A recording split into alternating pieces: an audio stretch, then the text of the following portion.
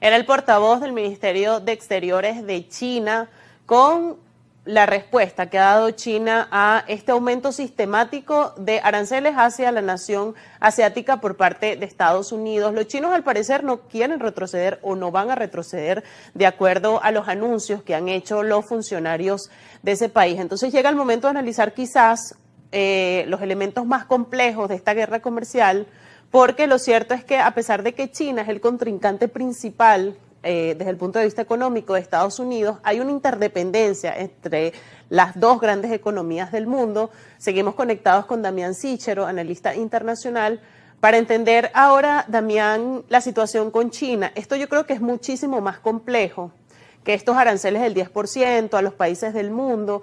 Era más probable encontrar la negociación con otros países que con China. Tú lo decías muy bien en el segmento anterior, Estados Unidos ya no juega igual en el tablero internacional con la misma hegemonía, y ahora China, por supuesto, ya no es el mismo país que cuando entró en la Organización Mundial del Comercio, por ejemplo, ya es la segunda potencia económica mundial. Entonces, ¿cómo entender este asunto, las consecuencias de la guerra comercial con China, de esta escalada de aranceles, porque la verdad es que también China ha respondido, y el impacto que puede tener esto para la economía global? Bueno, estoy totalmente de acuerdo con esa introducción, ¿no? En este caso es mucho más complejo.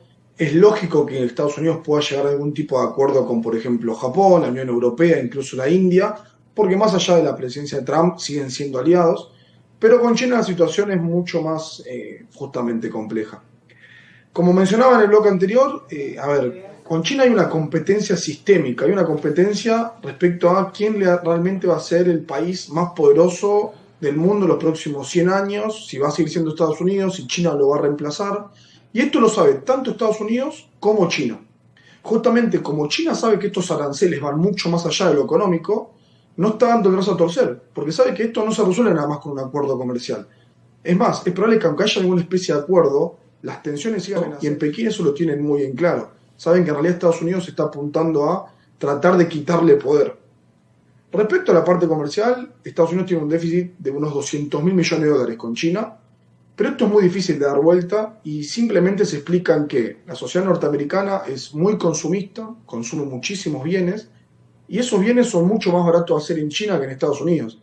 Es decir, esa parte en particular a Trump le va a costar mucho resolver. Lo que sí puede lograr Trump, comercialmente hablando, es reducir la dependencia de China en cuestiones estratégicas y cuestiones, por ejemplo, de desarrollo de inteligencia artificial, microchips, que es justamente lo que Estados Unidos trata de cortar con China, ¿no? Que China se quede sin acceso a este tipo de situaciones.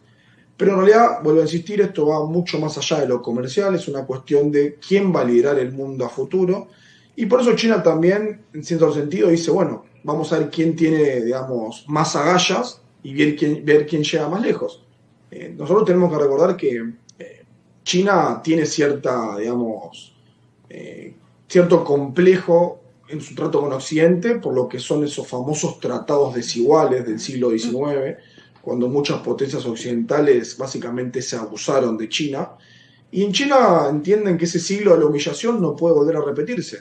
Y si China realmente quiere convertirse en un actor de relevancia a nivel internacional, tiene que mostrarse dura. Por eso también sube estos aranceles. Creo que acá lo más complicado es que estamos en un mundo mucho más interdependiente, como también vos recién mencionabas. Esto no es la Guerra Fría, donde el comercio entre Estados Unidos y la Unión Soviética era mínimo. Acá el comercio entre China y Estados Unidos representa cerca del 4 o 5% del PIB de Estados Unidos. Entonces, cualquier medida que tome Estados Unidos o cualquier medida que tome China, la van a sufrir las propias poblaciones. Obviamente, aranceles de más del 100% de Estados Unidos contra China implica que los estadounidenses que consumen muchos productos van a tener que pagar mucho más caro por esos productos, y viceversa le va a pasar a la población china respecto a más servicios, tecnología, etcétera. Damián, ya debo despedir el programa, pero quisiera cerrar con esta inquietud que quizás no está tan relacionada al asunto de los aranceles, pero es sobre la cuestión de si desde nuestra visión occidental nosotros entendemos o no suficientemente la idea que tiene China de las relaciones internacionales. Bueno, ese también es un punto muy interesante, ¿no? Porque al final del día nosotros somos occidentales, nosotros latinoamericanos, occidentales europeos, una parte Asia-Pacífico, son más occidentales que asiáticos hoy en día, podríamos decir. Pero China es una cultura milenaria, ¿no? Es un imperio que tiene muchísimos años, que en algún momento llegaba a dominar gran parte de Asia, y ellos sienten en parte que son una nación elegida. Como Estados Unidos se siente la nación elegida para liderar Occidente, ellos también sienten que les corresponde eso. Y bueno, muchas veces por eso chocan los diferentes puntos de vista. Yo creo que el principal problema que tiene China es que hay ciertas características de Estados Unidos que hoy están muy arraigadas y va a ser muy difícil contrarrestar. El idioma inglés, el dólar, es decir, el mundo funciona en base a dos o tres ideas norteamericanas, y pensar en darle un giro completo a eso por parte de China resulta casi imposible. Ni hablar de la cuestión cultural. Cuando nosotros decimos que China está incrementando su influencia en América Latina, la está aumentando económicamente hablando, pero en cuanto a cultura nosotros no tenemos nada que ver con China, y aunque más personas puedan interesarse por ese país, al final del día no van a lograr tener ese famoso soft power que sí tiene Estados Unidos con películas de Hollywood, sus triunfos en los Juegos Olímpicos, el deporte, etcétera, etcétera.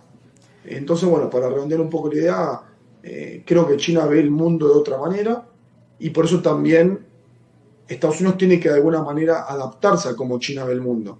Tiene que entender el propio Estados Unidos que estamos yendo hacia un mundo mucho más multipolar, donde varias potencias van a tener cosas que decir, y si queremos evitar cualquier conflicto a gran escala, la única manera va a ser dialogando, intentando que todos queden relativamente conformes con la distribución de poder a nivel internacional. Y esto es parte de la discusión y la conversación que se da cuando uno analiza, ¿no?, esta rivalidad entre Estados Unidos y China, y por eso yo te agradezco por presentarnos tu visión y tu perspectiva, que siempre es muy completa, y yo creo que nos ayuda a entender todo esto tan complejo que representa, ¿no?, las relaciones entre los estados y en general el sistema internacional.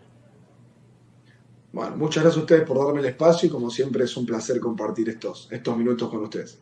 Igualmente para nosotros es un placer siempre escucharte, Damián. Conversábamos allí, lo veían y escuchaban el análisis de Damián Sichero, analista internacional, se conecta con nosotros desde Argentina y nos ayudaba a entender parte de lo que ha sido este escenario que ha desatado la batería de aranceles propuesta por Donald Trump, que luego echó hacia atrás, pero que creó cierto caos e histeria en el mundo por las consecuencias que esto empezó a generar nada más las primeras horas después de haber hecho el anuncio. En cada una de estas ediciones de Ampliamente intentamos explicar estos temas, por eso en nuestro canal de YouTube hay una edición anterior donde hablamos sobre los aranceles, qué significa un arancel, cómo se aplica. Ahí usted, si quiere documentarse mucho más del tema, puede ir a nuestro canal de YouTube y revisar este programa anterior donde también hablamos sobre el asunto de los aranceles. Por supuesto, como cada tarde, ha sido un placer que nos haya